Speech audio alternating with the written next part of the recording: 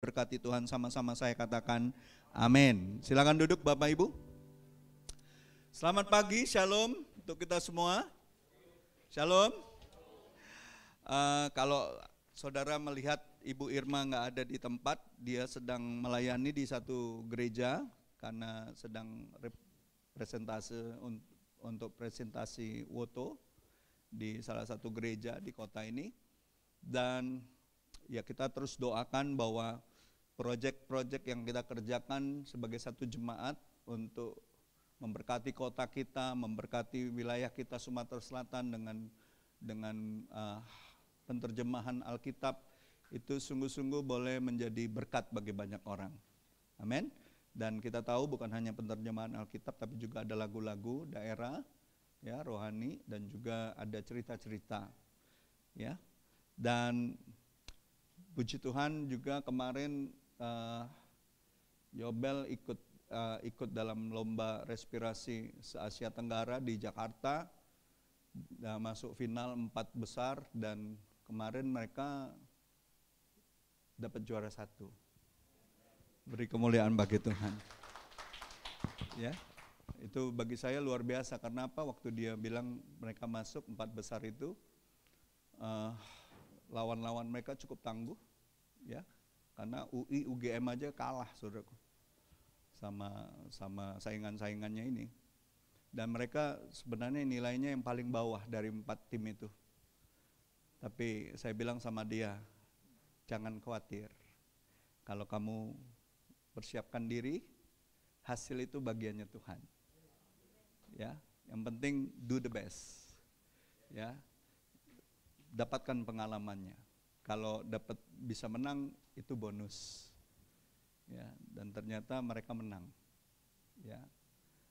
Saya bilang sama dia, tetap jaga hati, tetap rendah hati, tetap percaya bahwa perjalanan masih panjang. Ya. Nanti kalau sudah betul-betul jadi orang yang berkarya di tengah-tengah masyarakat, jaga perkataan, jaga sikap, jaga semua yang kita punya untuk menjadi berkat bagi orang lain. Saudara tahu keadaan bangsa kita yang sedang chaos ini, itu gara-gara satu perkara kecil saja. Ya, setelah saya renungkan, bukan masalah ada rancangan undang-undang yang ini, ada itu, enggak. Satu perkara kecil, yaitu tidak bisa menjaga lidahnya.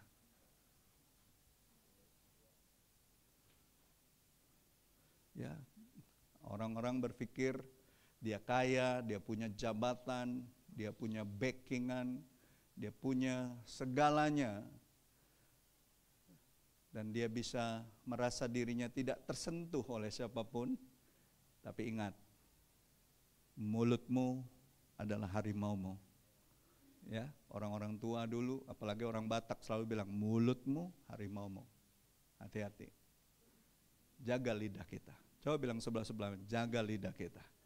Jangan pernah merendahkan siapapun. Ya, seburuk apapun keadaan orang itu, jangan pernah direndahkan. Kita tidak pernah tahu orang bisa lakukan apa, dan Tuhan bisa izinkan apa dalam hidup kita. Ya, jadi Bapak Ibu, saya mau mengajak sebentar kita ambil waktu satu menit lebih sedikit untuk ambil waktu teduh sebentar, dan kita mau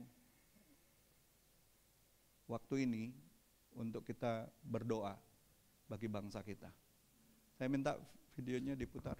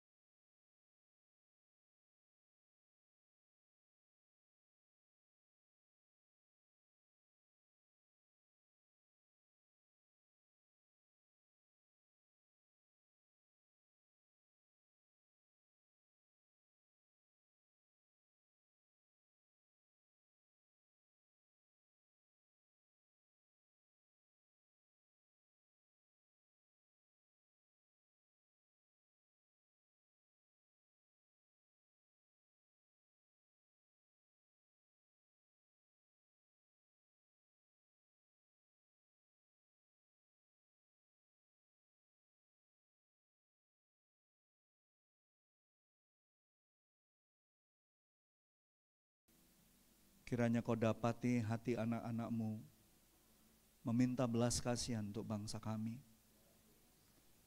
Kami tahu Tuhan, bangsa ini butuh Engkau.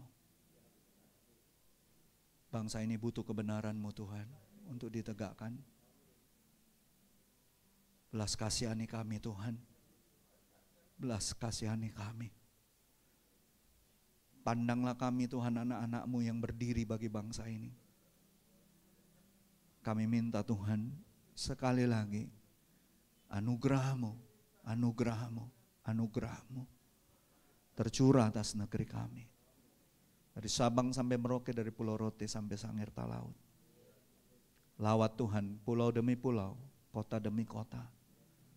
Kami mengikat setiap kuasa-kuasa gelap yang mencoba membuat kacau, membuat chaos, membuat Tuhan kerusuhan. Singkapkan Tuhan pihak-pihak yang mencoba untuk mengacaukan bangsa kami. Singkapkan Tuhan niatan-niatan yang jahat itu ya Tuhan. Terangi Tuhan dengan kebenaran-Mu. Buatlah pemutar balikan keadaannya Tuhan. Pakai setiap aparat untuk menyingkapkan kelompok-kelompok yang jahat ini ya Tuhan. Kami sebagai umat-Mu terus akan berdiri dan membela bangsa ini di hadapan. Jangan buat kami lelah, jangan membuat kami jemu, jangan membuat kami putus asa atas bangsa kami sendiri. Kami tahu ini waktunya Engkau Tuhan berperkara untuk kami. Dalam nama Yesus, setiap kita yang percaya sesuatu akan terjadi yang dari Tuhan. Amin. Amin. Bapak Ibu, saya mau mengajak kita semua, mari kita sebagai umat Tuhan jangan pernah jemu-jemu untuk berbuat baik, berdoa, bersyafaat. Ya, tunjukkan bahwa kita anak negeri yang mendukung pemerintahan, siapapun mereka. Ya, kita percaya terlepas ketidakmampuan pemerintah kita percaya ada kemampuan Tuhan, ada kuasa Tuhan, ada kebesaran Tuhan. Amin. Yang berdaulat atas bangsa kita. Ya. Nah, pagi hari ini saya akan bawa kita semua untuk memahami hari-hari ini Tuhan sedang berperkara untuk semua bangsa. Amin. Dan Tuhan mau membangkitkan satu generasi yang lapar akan kebenaran. Siapa yang percaya akan bangkit satu generasi yang lapar akan kebenaran? Saudara tahu nggak, beberapa hari ini, hampir 1 minggu ini beredar kabar bahwa ada beberapa kehebohan di belahan dunia yang lain. Ada orang-orang yang ngakunya hamba Tuhan menubuatkan bahwa tanggal 23 September Yesus akan datang. Kalaupun itu terjadi, puji Tuhan, hadiah ulang tahun saya terbaik. Dijemput Tuhan pada hari ulang tahun. Saya tunggu waktu itu. Kalaupun itu terjadi. Tapi firman Tuhan katakan apa? Injil kerajaan Allah harus diberitakan sampai ke ujung-ujung bumi. Barulah sampai kesudahannya. Pertanyaannya, tetanggamu sudah dengar Injil belum? Kalau tetanggamu aja belum dengar Injil, ujung bumimu baru sebatas tetangga loh. Belum dengar kabar baik. Kira-kira Tuhan sudah mau datang gak? Kan gak ada yang tahu kapan Tuhan datang. Betul gak? Saya pegang aja firman itu. Kalaupun dia memang datang. Puji Tuhan. Coba katakan puji Tuhan. Wah, itu memang hari yang kita nanti-nantikan kan. Nggak usah takut, orang-orang pendosa, orang-orang yang nggak kenal Tuhan pasti takut. Karena itu hari penghakiman. Kalau bagi kita yang percaya, itu hari yang kita nanti-nantikan. Amin. Ya. Mempelai laki-laki akan menjemput mempelai wanitanya, yaitu gerejanya. Ya. Dan saya bersyukur dalam keadaan heboh ini orang mulai berpikir untuk mencari Tuhan lebih sungguh lagi. Ya, terlebih lagi ngelihat bangsa kita lagi kayak gini. Saya percaya banyak orang sudah muak dengan keadaan-keadaan yang tidak benar ini. Dan saya percaya akan ada satu titik di mana orang akan mulai mencari kebenaran. Amin. Orang akan berbalik dari jalannya yang jahat. Ya. Coba kita lihat Amos 8 ayat 11. Ini di Perjanjian Lama. Kita baca sama-sama. Mari kita baca sama-sama. 2, 3. Sesungguhnya waktu akan datang. Demikianlah firman Tuhan Allah. Aku akan mengirimkan kelaparan ke negeri ini. Bukan kelaparan akan makanan dan bukan kehausan akan air. Melainkan akan mendengarkan firman Tuhan. Amin. Dan apa yang dikatakan oleh Yesus ketika dia khotbah di atas bukit? Kalau ini terjadi, maka akan terjadi kebahagiaan yang besar bagi semua orang yang mencari kebenaran. Amin. Mari kita baca sama-sama. Matius 5 ayat 6 dikatakan, berbahagialah orang yang lapar dan haus akan kebenaran, karena mereka akan dipuaskan. Siapa yang percaya ini akan segera digenapi oleh Tuhan hari-hari ini? Amin. Akan ada generasi yang akan mencari kebenaran.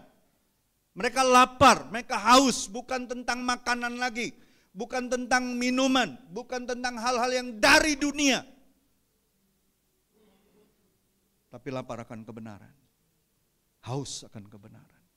Haus akan pribadi Tuhan.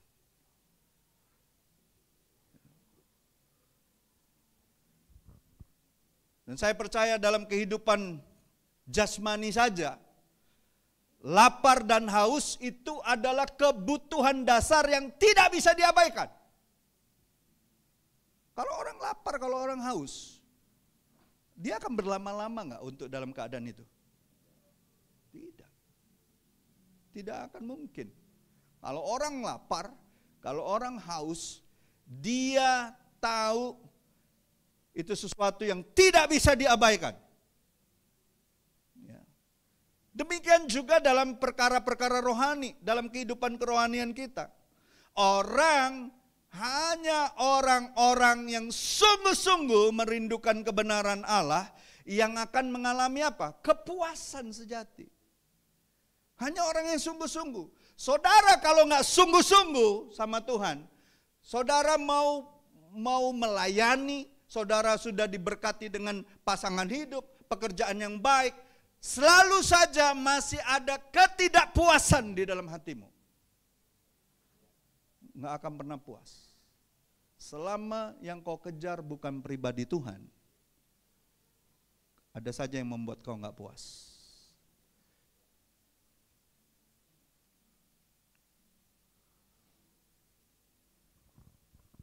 Nggak akan mengalami kepuasan sejati. Dan Yesus menekankan sikap hati orang percaya yang harus terus mencari Allah, bukan dunia. Ya, di dunia ini sudah begitu banyak orang yang lapar dan haus akan hal-hal duniawi. Ya sekarang kita lihatlah di media sosial sekarang. Orang apa yang dipamerin? Kekayaan, mobil mewah, rumah mewah, betul nggak? Jabatan, kekuasaan, kesenangan sesaat, betul nggak? Healing-healing kemana-mana. Dan dia pikir itu sesuatu yang bisa memuaskan jiwanya. Enggak, saudaraku. Enggak akan puas. Ya. Yesus hanya menekankan kebahagiaan sejati tidak terletak pada hal-hal duniawi, melainkan kepada kerinduan terdalam akan kebenaran Allah. Jiwaku merindukanmu, itu lagu lama sekali. Awal-awal saya bertobat itu lagu itu sering sekali kita nyanyikan di dalam kelompok kecil kita. Ya Allah yang hidup,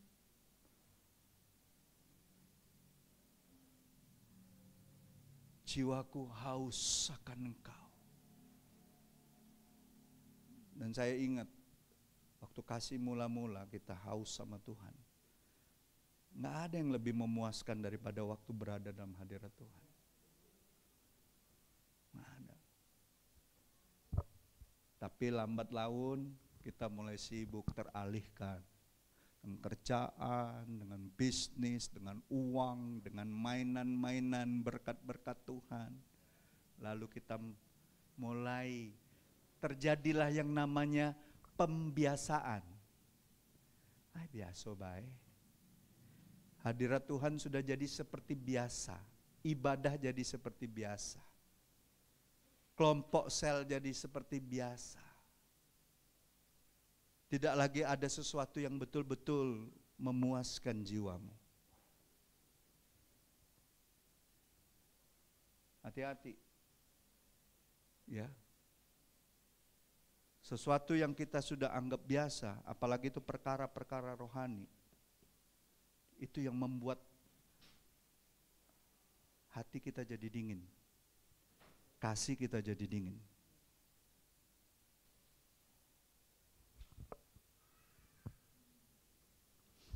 Orang yang rindu hidup benar di hadapan Tuhanlah yang akan mengalami kepuasan sejati, baik di dunia ini maupun sampai kekekalan. Hanya orang-orang yang haus sama Tuhan. Ya. Dan kita lihat hal-hal apa yang perlu kita renungkan dari kedua kebenaran firman tadi. Ya, dari Amos 8 ayat 11, dari Matius 5 ayat 6 itu. Yang pertama, arti lapar dan haus akan kebenaran. Kata lapar dan haus itu menggambarkan kebutuhan yang sangat mendesak. Tidak bisa ditunda. Sama dengan kerinduan rohani yang sejati, itu selalu mendambakan kehendak Allah lebih dari segalanya.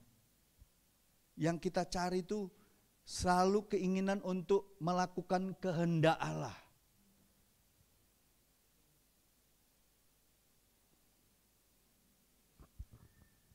Mazmur 42 ayat 2 katakan apa?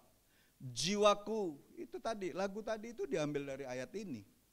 Jiwaku haus kepada Allah yang hidup. Allah kita bukan Allah yang mati, Allah yang hidup. Amin. Dia pribadi yang hidup, dia pribadi yang ingin punya kedekatan sama kita. Dia rindu menjamah kita, dia rindu menyatakan kasihnya, dia rindu menyatakan pelukannya yang penuh kehangatan. Kadang-kala waktu saya doa nyembah Tuhan, Tuhan gak ngomong apa-apa, tapi saya ngerasakan seperti seorang bapak yang lagi dipeluk yang lagi meluk anaknya. Seorang anak yang lagi dipeluk oleh bapaknya. Wujudnya gak kelihatan, tapi hati dan jiwa saya merasakannya. Kapan terakhir kali kita merasakan itu? Apakah doa-doa kita sudah menjadi doa-doa yang hambar, yang hanya menyatakan kebutuhan-kebutuhan kita? Ataukah kita rindu betul-betul connect sama pemilik jiwa kita?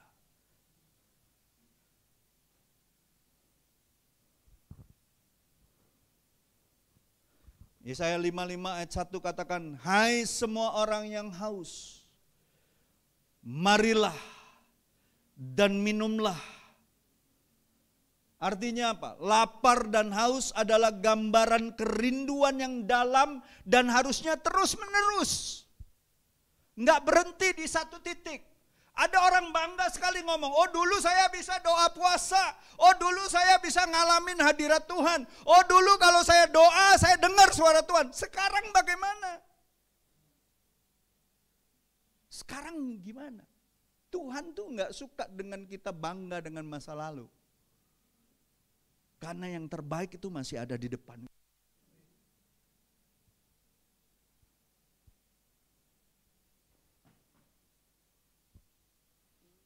Jangan terjebak dengan perkara-perkara yang baik dari masa lalu kita. Sedangkan perkara yang terbaik masih ada di depan kita dan harus kita jalani. Apa yang membuat kita tidak mengalami the best life? Hidup yang terbaik. Ya kehidupan yang baik. Kalau sudah nyaman di dalam kehidupan yang baik di masa lalu dan sampai sekarang, selesailah kita. Terjebak kita di dalam kenyamanan. Orang yang lapar dan haus akan kebenaran tidak akan pernah puas dengan standar dunia. Nggak akan puas. Nggak akan pernah puas. Mau dikasih apa? Dunia bisa kasih banyak hal kan? Iblis bahkan tawarkan, betul nggak? Apakah kita bisa puas? Kan sudah banyak contohnya. Kita lihat hari-hari ini. Terpapar di depan wajah kita. Kita lihat di medsos gimana. Dan ketika semua itu habis, mereka sedih. Mereka seolah-olah kehilangan pengharapan.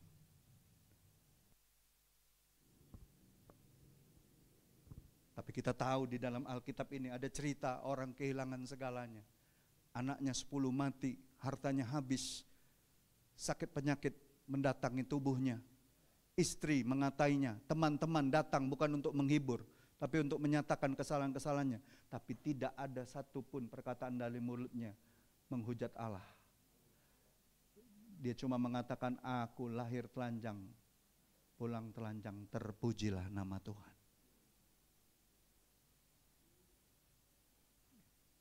Itulah orang yang mengerti tentang bagaimana kedaulatan Tuhan dalam kehidupannya. Dan mampu menjaga mulutnya untuk tidak mengatakan sesuatu yang jahat tentang Tuhan. Amin. Jangan pernah katakan sesuatu yang jahat tentang Tuhan, karena Tuhan tidak pernah berbuat jahat sama kita.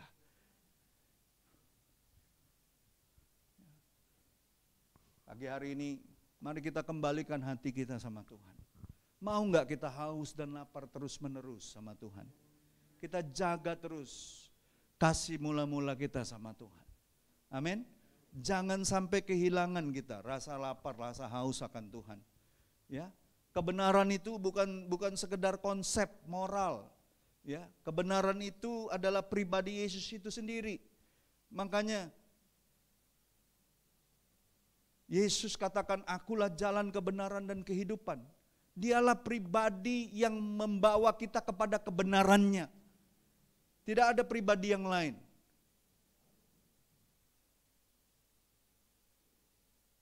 Hanya di dalam Dia kita memperoleh keselamatan kita yang kekal. Yang lain gak bisa tawarkan itu. Karena memang mereka bukan pemilik kebenaran yang sejati. Mereka cuma tahu konsep. Mereka cuma bisa tunjukkan jalannya. Tapi Yesus adalah jalannya. Yesus adalah kebenarannya. Dia mampu membawa saudara dan saya semua yang percaya kepadanya datang kepada Dia. Kalau yang lain itu cuma omon-omon. Yang lain itu cuma calo kerajaan sorga. Kalau Yesus itu pemilik kerajaan sorga. Amin. Itu yang harus kita terus pegang. Jangan pernah kita lalaikan itu. Jangan kita pernah jual itu. Ya. Saudara, saya percaya kalau orang haus itu nggak bisa ya ditunda minumnya. Ada di sini kalau lagi ngomong panas. Kalau dulu kita SD habis olahraga, betul nggak? Ke rumah teman yang paling dekat kan. Woi, aduh dak minuman, woi. Nggak bisa ditunda, saudaraku. Ditunda belago gitu.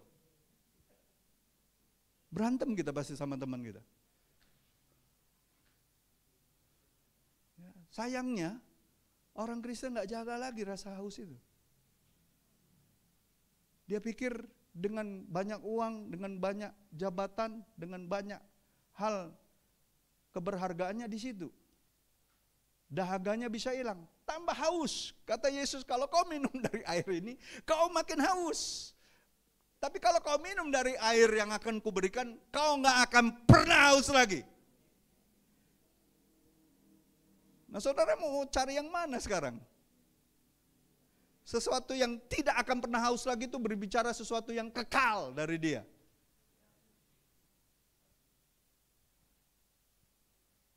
Saya kan baca cerita tentang Siapa? Whitney Houston. Whitney Houston tuh dari kecil penyanyi gereja. Mamanya itu pelatih choir di gerejanya. Dia tuh salah satu penyanyi choir terbaik gereja itu. Tapi karena pergaulan yang salah, mulai main-main dengan dunia, sedikit demi sedikit mulai teralihkan. Bakat dan talenta itu bukan lagi untuk Tuhan, tapi untuk dunia. Ujungnya, ya betul, dia bisa dapat banyak uang pada awalnya, ketenaran. Satu-satunya penyanyi yang bisa menyaingi penjualannya Michael Jackson ya cuma dia.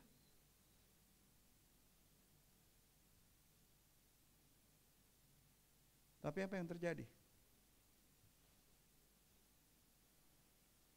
Semua hal yang baik dalam hidupnya mulai lepas satu persatu. Mulai pergaulannya buruk, mulai minum minuman keras, mulai narkoba, dapat suami yang menyiksa dirinya, yang mengabaikan dia. Dan tiap hari dia lihat suaminya main perempuan sama perempuan-perempuan lain. Dan ujungnya mati pakai narkoba di bathtub di salah satu hotel.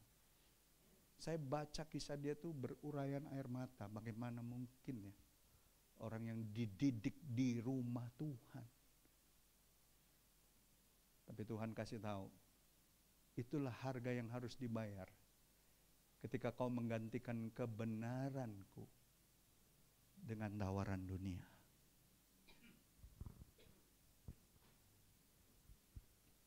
Saya lihat dia waktu kecil nyanyi choir itu, dan dia jadi lead choir dari satu kalimat nyanyian. Aduh, indah sekali. Sekali lagi bilang sama sebelahmu, jangan pernah jual Yesusmu dalam hidup. Jaga terus rasa haus, rasa lapar, rasa cintamu sama Tuhan. Karena Tuhan gak pernah lelah untuk mencintai kita. Amin. Dia gak pernah lelah. Dia selalu bergairah ingin ketemu Pak Aming setiap hari. Tapi sayangnya Pak Aming sibuk dengan giling gula kadang-kadang. Ya kan Pak, kadang-kadang lupa kita, iya kan? Bisa lupa, bisa lalai, betul gak? Kita semua ngalamin, termasuk saya yang bicara. Tapi waktu kita kembali mendekat, ada rasa puas yang gak bisa kita katakan.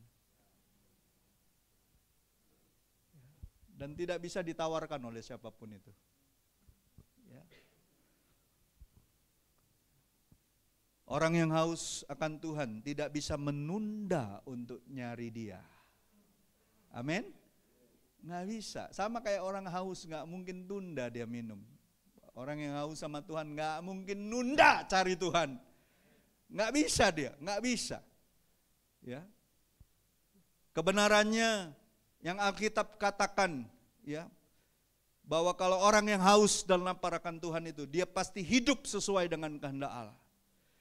Apalagi dia akan menjauhi dosa dan kejahatan. Orang yang mengalami kasih karunia Tuhan, orang yang mengalami anugerah Tuhan, orang yang terus berfokus sama Tuhan, nggak usah diajarin dia untuk menjauhi dosa, dia akan jijik sama dosa itu. Karena dia merasakan kekudusan Allah.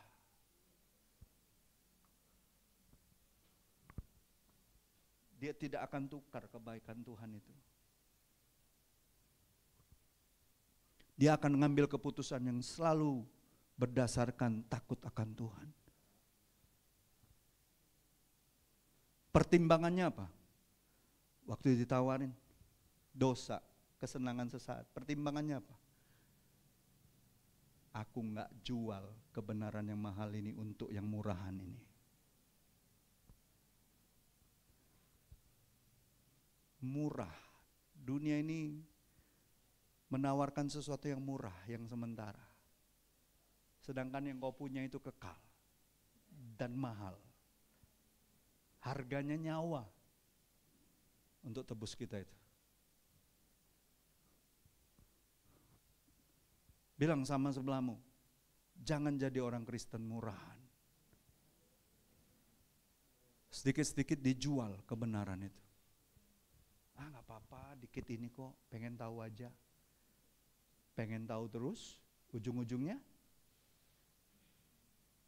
hilang. Makanya disebut anak yang hilang. Saya suka pernyataan Tuhan tuh, anak yang hilang, bukan anak yang murtad. Kalau sudah kenal kebenaran itu, Tuhan gak mau kita murtad. Dia cuma bilang kita anak yang hilang. Dan dia punya kuasa untuk tetap membawa jiwa anak itu untuk datang kepadanya. Sekali anak itu ingat kebaikan, dia pasti balik. Gak perlu dipaksa. Gak perlu diingetin terus kesalahannya. Suatu hari dia akan balik. Amin. Bersyukur kita cuma disebut anak yang hilang waktu kita bikin banyak masalah. Bukan anak yang murtad.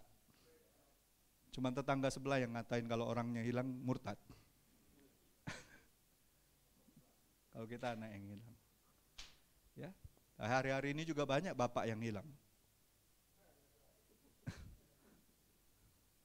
Kita harus kembalikan hati bapak-bapak sama anak-anaknya. Amin. Supaya apa? Lebih banyak anak-anak datang kepada Bapa di sorga. Ya. Pasti rindu menjauhi dosa dan kejahatan. Memiliki kerinduan apalagi akan firman-Nya. Lebih daripada makanan jasmani. Iya kan? Mazmur 119 ayat 20 dikatakan, jiwaku hancur karena rindu kepada hukum-hukum-Mu setiap waktu. Ya. Apa objek pemazmur mengatakan ini? Jiwaku hancur karena rindu kepada hukum-hukum-Mu. Objek kerinduannya apa? Kebenaran Allah.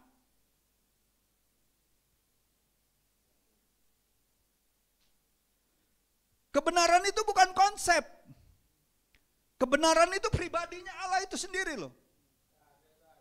Waktu kita baca firman, kita keluarin suara, kita sedang mendengar suara pribadi yang sangat mengasihi kita.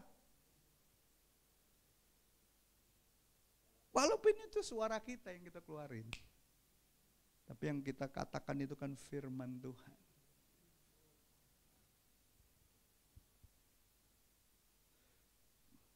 Pak Aming, kecil dulu Pak, ingat kan waktu kita berantem, kalah kita, dikeroyok uang, tiba-tiba dengar suara bapak kita Pak. Hilang enggak semua yang takut, yang kok bapak aku datang kok, taruh kamu. Iya enggak?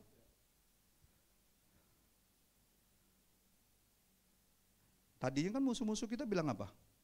Panggillah bapak aku, panggillah. Bilang bapak kita muncul, ngacir semua. Siapa yang percaya waktu suara Tuhan terdengar di hati dan pikiran kita, musuh-musuh kita pun gemetar. Yang paling penting kau dengar suara Tuhan, dengar firman-Nya. Di saat badai bergelora, ku akan terbang bersamamu, Bapa kau Raja atas semesta, ku tenang sebab kau Allahku. Kepastian bahwa Allah tidak pernah tinggalkan kita dan suaranya selalu terdengar di pikiran dan hati kita, itulah yang membuat kita kuat ngadepin badai apapun. Nggak ada kekuatan yang lebih daripada itu. Saya ingat, jangankan bapak kita yang datang, adik saya Stephen waktu itu berantem, udah kalah dia di bawah, tiba-tiba saya datang, woi, semangat lagi dia berantem. baru dengar suara abangnya, belum dengar suara bapak kita. Coba bayangkanlah suara Tuhan itu. Saudara percaya nggak ketika Tuhan menyatakan suaranya, seluruh alam semesta gemetar. Musuh-musuh kita berserakan lari tunggang langgang. Tapi sayangnya kita selalu berkata-kata, kita selalu memikirkan hal-hal yang dari diri kita sendiri. Perkatakanlah firman. Nyatakanlah firman itu. Deklarasikan, proklamasikan. Indonesia merdeka karena ada proklamator. Orang yang menyatakan tentang kemerdekaan. Sama, kita ini terus akan merdeka di dalam Kristus waktu kita menyatakan, memproklamasikan firman ini. Menyuarakannya.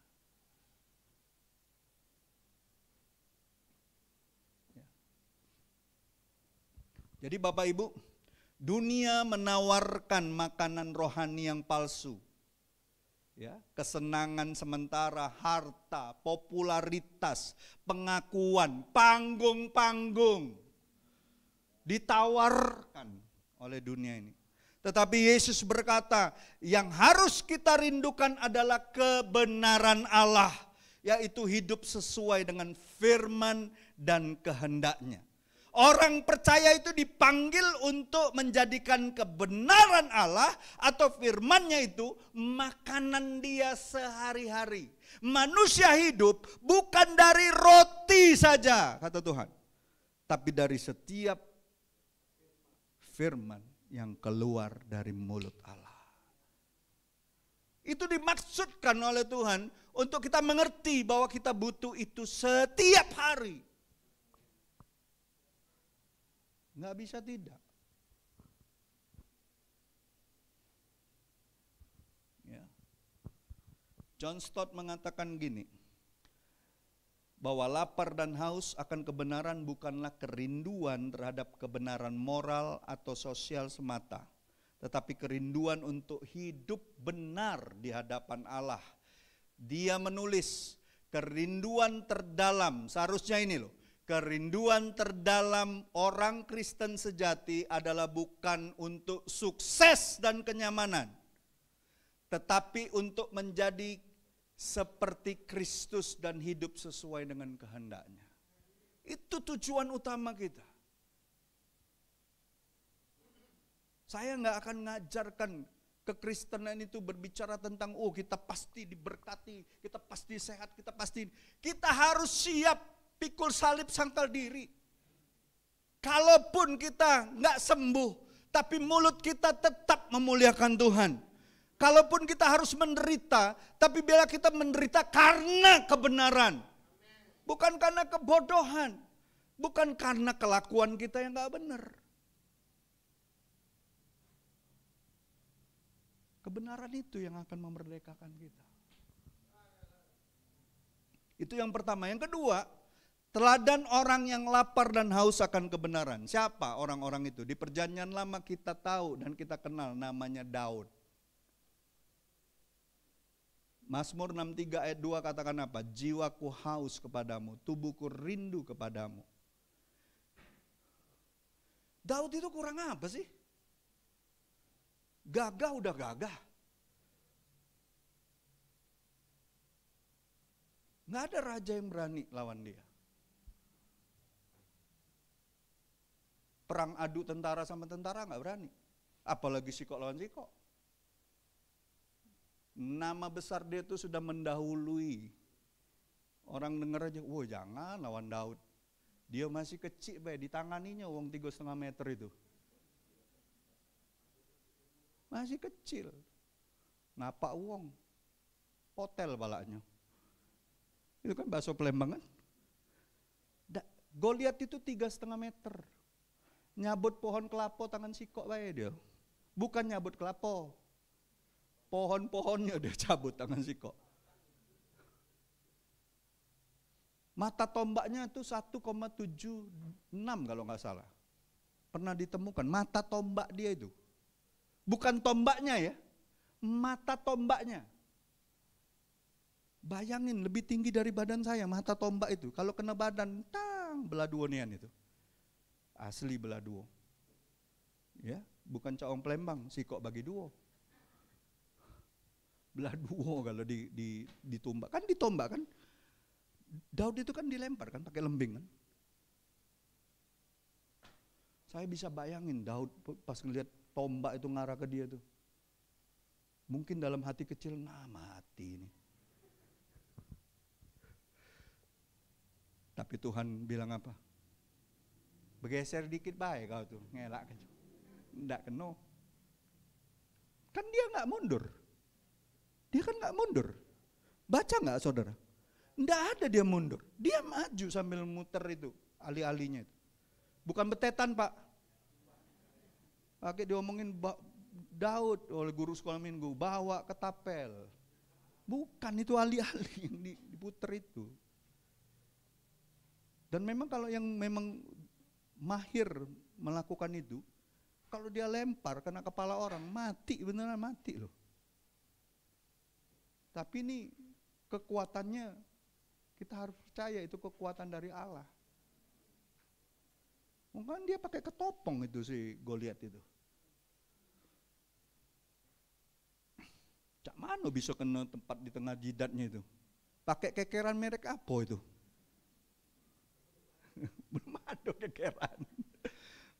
Pang. Saudara bisa bayangkan, Daud itu dalam segala kegagahan kekayaannya, pernyataan dia kayak gini loh. Sekarang kita, kaya dikit, lupa sama Tuhan. Dulu belum dapat jodoh, nungging-nungging doanya. Giliran sudah dapat jodoh, dapat pasangan, nggak mau lagi melayani. Daud dalam segala kekayaan dan kejayaannya, dia bilang apa? Jiwaku, jiwa lo ini, haus kepadamu. Tubuhku rindu kepadamu. Roh jiwa tubuhnya rindu sama Tuhan. Bukan yang lain. Istana tidak membawa dia lebih tenang daripada dekat sama Tuhan. Halo?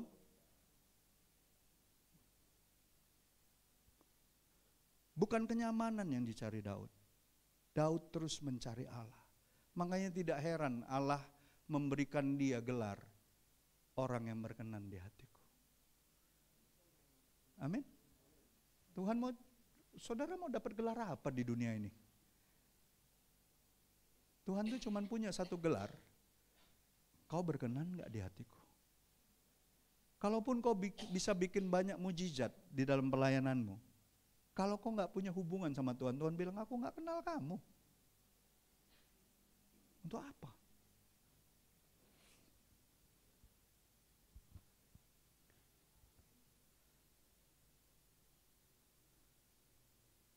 Pernyataan Daud ini ya, kalau kita renungkan pernyataan Daud ini, saudara gak akan pernah tahan untuk tidak bergetar hatimu. Orang yang begini hebat, begini gagah, begini luar biasa, gak ada kerinduannya lebih besar daripada Tuhan. Sedangkan kita gampang sekali kita teralih dengan perkara-perkara dunia ini. Betapa remeh-temehnya, betapa rapuhnya iman kita. Siapa lagi? Kalau di perjanjian lama, perjanjian baru itu siapa? Paulus. Filipi 3 ayat 10 katakan apa? Yang ku kehendaki ialah mengenal dia. Di dalam semua kehebatan kuasa Tuhan yang bekerja di dalam kehidupan Paulus, dengan begitu banyak tanda dan mujizat, dengan begitu banyak jemaat yang dia rintis, dengan begitu banyak surat yang menjadi bagian dari Alkitab kita hari ini kita baca. Apa yang dikatakan Rasul Paulus? Dia katakan apa? Yang ku kehendaki ialah mengenal dia.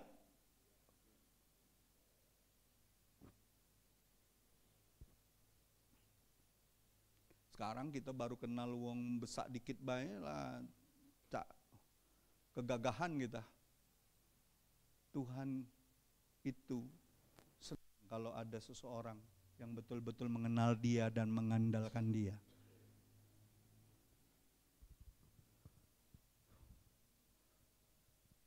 Itu yang dikatakan Rasul Paulus.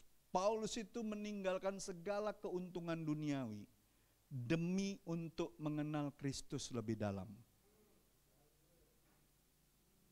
Jadi baik Daud maupun Rasul Paulus itu sadar betul bahwasanya kepuasan yang dijanjikan Allah bukanlah kepuasan sementara, tetapi kepuasan yang terus-menerus dipenuhi oleh Allah sendiri sebagai sumbernya. Iya kan, itu betul gak yang dikatakan Yesus itu kepada wanita itu? Kalau kau minum dari air yang kuberikan, dari dalammu akan mengalir aliran-aliran air hidup, dan itu tidak akan membuat kau haus lagi selama-lamanya. Kenapa? Dapetin sumbernya.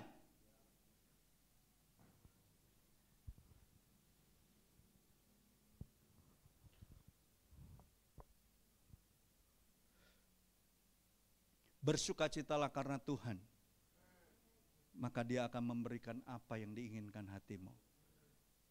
Jadi sukacita kita itu sumbernya mana? Tuhan. Tapi kalau sukacita kita karena naik gaji, bisnis lancar, ya, pelayanan banyak jiwa yang dimenangkan, suatu hari itu bisa mengecewakan kita. Tapi kalau Tuhan tidak pernah mengecewakan kita. Nggak pernah. Ya. Jadi Bapak Ibu, kita harus tahu bahwa mereka ini sadar betul siapa yang menjadi sumber, ya, menjadi sumber akan kebenarannya. Ya.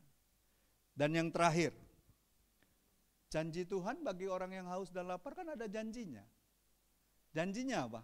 Mereka akan dipuaskan. Yesus berjanji bahwa orang yang lapar dan haus akan kebenaran tidak akan dikecewakan, mereka akan dipuaskan. Oleh apa puasnya? Apa ada tawaran Yesus? Kalau kau ini kau akan dipuaskan, terus dikasih ininya, daftar kepuasan kita. Mobil sport ada 12 gitu. Rumah harga 150 miliar gitu ya.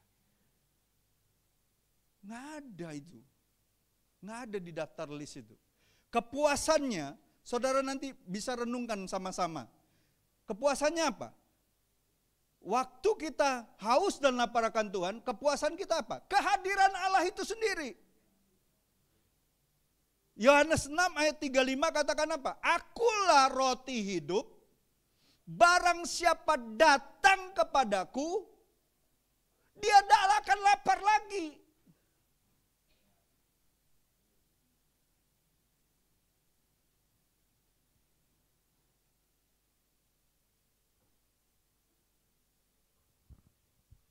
Sayangnya kita sering lupa ini. Halo, sering lupa ini.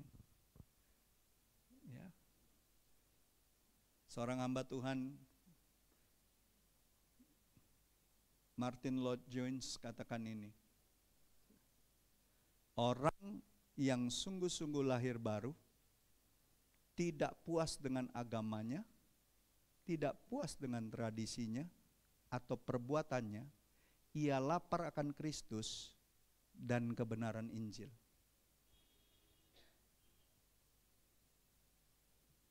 Cuman itu yang bisa memuaskannya.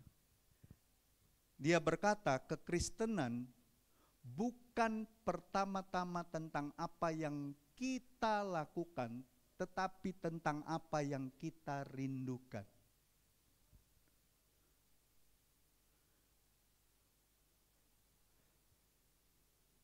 Jadi kalau kita ini sadar, kita ini Kristen, bukan tentang apa yang bisa kita lakukan untuk Tuhan. Tuhan tuh cari orang yang pertama-tama dia tuh sadar, aku nih harusnya rindu sama Tuhan saja. kalaupun aku bisa lakukan banyak perkara-perkara yang menyenangkan hati Tuhan, itu dasarnya kekuatannya itu dari hubunganku sama Tuhan. Nangkep gak saudara? Tapi kalau kita berpikir, oh saya harus lakukan sesuatu supaya menyenangkan Tuhan, ujungnya apa? Kau capek, kau lelah, kau selalu akan bertanya-tanya gini, Tuhan aku udah lakukan ini, udah lakukan ini, udah lakukan ini, kok aku gak dapat apa-apa ya?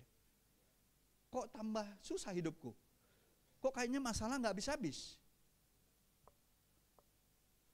Tapi kalau kita rindu kita sama Tuhan dulu, kita perkuat hubungan kita sama Tuhan, kita ngalamin kasih Tuhan. Apapun yang kau kerjakan, itu berdasarkan hubunganmu sama Tuhan. Kekuatannya pasti dari Tuhan, bukan dari diri kita sendiri. Dan kalaupun apa yang kau lakukan itu bagi orang lain itu kecil, tapi bagi Tuhan itu besar karena itu buah ketaatanmu sama Dia. Saya mau tanya, Elia disuruh nunggu di Sungai Kerit, itu perkara kecil apa perkara besar sebenarnya?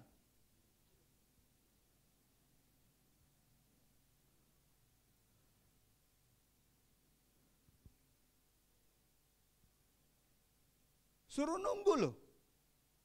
Di musim kekeringan. Kau tunggulah di situ. Pekerjaan paling membosankan itu apa Pak Anes? Nunggu.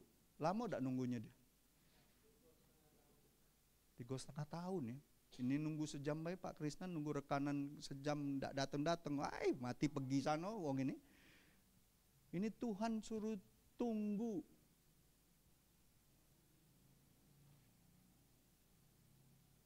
Tapi karena dia taat, dia lakukan.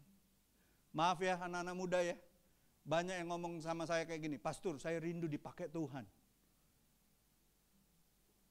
Untuk apa dipakai Tuhan? Untuk jangkau jiwa, untuk dipakai sesuai dengan talenta saya. Sayang saya tanya sama kamu, hal yang paling mudah yang Tuhan suruh sekarang apa? Duduk diam, baca firman. Hal yang paling mudah, kerjakan enggak? Ya kadang-kadang bolong Pastor. Yang paling mudah aja Tuhan suruh kau enggak kerjakan. Bagaimana Tuhan mau pakai kau lebih lagi? Enggak usah besak takok kau.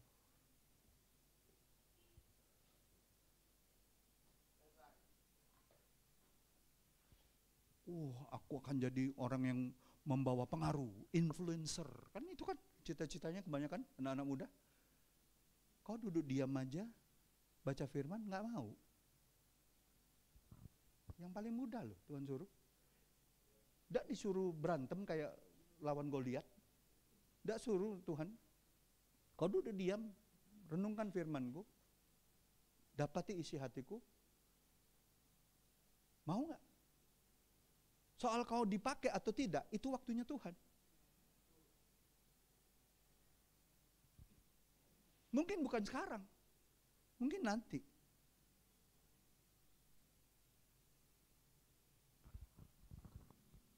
Ada amin. Siapa yang di sini ngakunya mau dipakai Tuhan? Wah, nggak mau lagi ngaku berarti. Disuruh hal yang paling gampang aja sering bolong-bolong ya. Mau kan dipakai Tuhan? Belajarlah disiplin.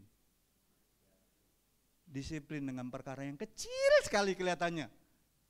Tuhan suruh renungkan firman-Nya tiap hari saat teduh.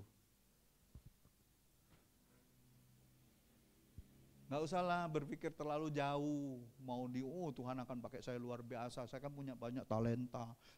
Saya bisa gini, saya pinter, saya apa. Gak usah dulu lah kau pikir itu dulu. Kau setia dulu dengan perkara kecil. Amin. Ya. Yang pertama, kehadiran Allah akan kita rasakan. Waktu janji Tuhan katakan Dia akan puaskan, Dia puaskan kita dengan kehadirannya. Amin. Itu yang pertama. Yang kedua, kita akan mengalami kepuasan kekal di sorga. Wahyu 7 ayat 16 dan 17 katakan apa? Mereka tidak akan lapar lagi dan tidak akan haus lagi. Dibilang apa? Di kekekalan nanti, di kerajaan sorga, mereka tidak akan menderita lapar, tidak akan ada dahaga lagi, matahari ataupun panas terik tidak akan menimpa mereka lagi, sebab anak domba yang di tengah-tengah tata itu akan mengembalakan mereka dan akan menuntun mereka ke mata air kehidupan, dan Allah akan menghapuskan segala air mata dari mata mereka. Kepuasannya itu sampai kekal. Enggak cuma di dunia ini, janjinya itu kekal. Kepuasan duniawi ini cuma sementara, tapi kepuasan yang dari Tuhan, dari Kristus itu kekal dan sempurna. Ya. Nah, bagaimana kita melatih diri untuk lapar dan haus akan kebenaran? Bagaimana kita melatih diri? Itu ada beberapa poin pentingnya. Yang pertama itu kita harus tahu, kita harus mencintai firman Tuhan. Membaca, merenungkannya setiap hari. Setiap hari. Jangan lalai. Renungkanlah firman Tuhan setiap hari. Mazmur 119 ayat 97 bunyinya apa? Tolong satu orang baca.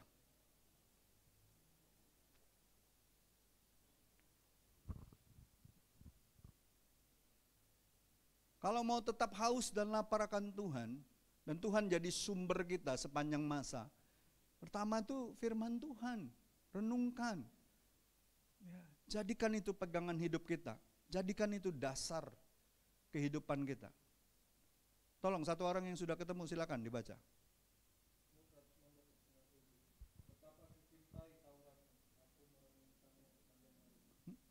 Betapa ku cintai Tauratmu. Taurat itu apa? Dan merenungkannya siang dan malam sepanjang hari dibilang. Siang malam kakek saingannya pagi sore Pak. Sepanjang hari. Amin. Lalu apa yang selanjutnya? Kita harus terus disiplinin. Berdoa dengan sungguh-sungguh. Minta kerinduan yang baru. Ya, akan Allah setiap waktu. Waktu kita doa tuh kita minta Tuhan. Terus Tuhan buat aku haus, buat aku lapar akan Kau. Jangan izinkan aku lapar akan hal-hal dunia Tuhan. Karena aku tahu dunia hanya mengajarkan aku untuk menjadi orang-orang yang menjauhi Engkau.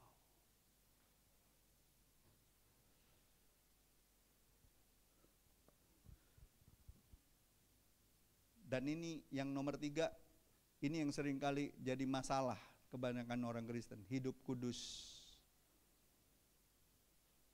Menjauhi dosa dan tetap taat walau dunia menawarkan kesenangan sebentar. Dulu saya ingat waktu saya kecil, opung saya itu cuma bilang gini sama saya, kalau kau lagi susah, nyanyi lagu ini. Tahu nggak lagu apa? Kalau yang orang-orang lama tuh tahu pasti.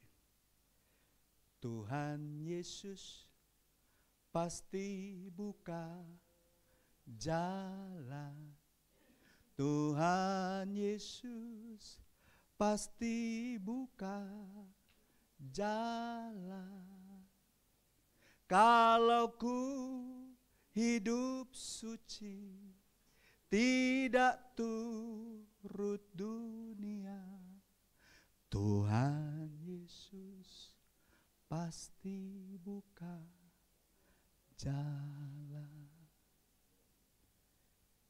Hidup suci, hidup kudus, berani mengatakan tidak untuk dosa, tidak kompromi. Opung saya itu sintua di gereja tua di Tarutung itu. Nasihat dia yang gak pernah saya lupa cuman itu. Kalau kau lagi susah, lagi banyak masalah, pujilah Tuhan. Pujilah Debata Yehova. Kalau orang Batak ngomongnya Yehova. Amin. Kalau ku hidup suci, tidak turut dunia. Tuhan Yesus pasti buka jalan. Siapa yang percaya, sesulit apapun keadaan hari ini, Tuhan pasti buka jalan. Kalaupun gak ada jalan, Dia buat banyak jalan untuk engkau. Karena dia dewek memang jalannya. Amin. Amin. Tapi yang kita harus, bagian kita adalah kalau ku hidup suci, tidak turut dunia, Tuhan Yesus pasti buka jalan. Nah, kebanyakan orang Kristen gagalnya hidup suci dan tidak turut dunia. Banyak sekali yang gagal. Kan baru-baru ini heboh kan yang namanya keberatan itu. Berat lah namanya itu. Benar-benar berat itu. Udah Immanuel Ebenezer pula. Berat betul itu. Makanya karena dia gak hidup suci, gak kudus, dapat penghasilan dari hal-hal yang haram, apa yang terjadi? Ya nama keduanya. Sampai di sinilah Tuhan menyertai. Selesai dia. Ya. Mendingan kasih nama Aming, tapi sungguh-sungguh ngikut Tuhan, betul nggak Pak? Iya nggak? Serupiah 2 rupiah hasil kerja keras sendiri Pak ya.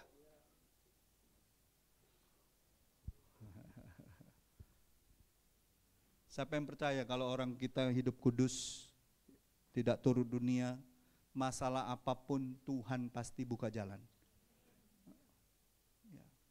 Dan yang terakhir, kalau mau jaga terus rasa haus dan lapar, kita beribadah dan bersekutulah bersama dengan umat Tuhan, baik itu ibadah raya, kersel, ya, persekutuan doa. Kita harus terus saling menguatkan. Supaya apa? Rasa haus, lapar kita terjaga. Ada yang ngingetin kita. Amin. Jangan menjauh dari pertemuan-pertemuan ibadahmu, ya kan? Ibrani 10 ayat 25. Supaya apa? Menjelang hari Tuhan yang mendekat ini, semakin giatlah kita melakukannya, karena di dalam kelompok-kelompok kecil atau persekutuan kita ada nasihat, ada teguran, ada arahan. Amin? Iya. Jangan lalai. Saya terus terang aja, sebagai orang yang memimpin di salah satu aras, saya bilang, saya nggak perlu terlalu banyak kita bikin program apapun, tapi yang pasti, kegiatan yang tidak boleh kita lalai. Setiap bulan saya rindu kita selalu ada ibadah bersama. Semua hamba-hamba Tuhan di aras ini. Tidak boleh lolos 1 bulan pun. Supaya apa? Kita tetap jaga api kita masing-masing. Aras yang lain sibuk dengan banyak programnya, hebat-hebat programnya. Tapi ketemu setiap bulan, nggak bisa. Sekali ketemu bahas program, berantem, betul Pak. Karena yang bicara apa? Bicara program selalu bicara apa ujungnya? Uang. Tapi kalau kita sering ketemu, sering bicara, sering beribadah bersama-sama, ide, kreativitas, hal-hal yang mau kita kerjakan, Tuhan yang kasih tahu. Dan kita bicaranya dengan penuh damai sejahtera. Nggak ada yang merasa diri yang paling penting. Siapa yang memang bisa punya kemampuan, punya kebisaan di bidang yang itu, yuk kamu yang pimpin ya, kami ngikut. Amin. Ada amin Bapak Ibu? Ya, jadi Bapak Ibu yang dikasihi Tuhan, kesimpulan saya pagi hari ini, ucapan bahagia ini dari Yesus di Matius 5 ayat 6 itu mengajarkan bahwa semestinya kerinduan terdalam orang percaya bukanlah hal duniawi, melainkan kebenaran Allah. Orang yang sungguh-sungguh lapar dan haus akan kebenaran akan menemukan kepuasan sejati hanya di dalam Kristus. baik di dunia ini dengan damai sejahtera, sukacita, hidup dalam kehendak Allah, baik nanti sampai kepada kekekalan, kita mengalami kepenuhan hidup dalam hadirat Tuhan selama-lamanya. Amin. Siapa yang percaya kita akan mengalami hidup kekal selama-lamanya sama Tuhan? Kepuasan kita itu cuma Tuhan. Ya. Kita nggak usah pusing dengan gambaran kerajaan sorga dari orang lain. Kita punya kepuasan kita di dalam Kristus. Amin. Mari kita tundukkan kepala. Terima kasih Tuhan. Terima kasih Tuhan.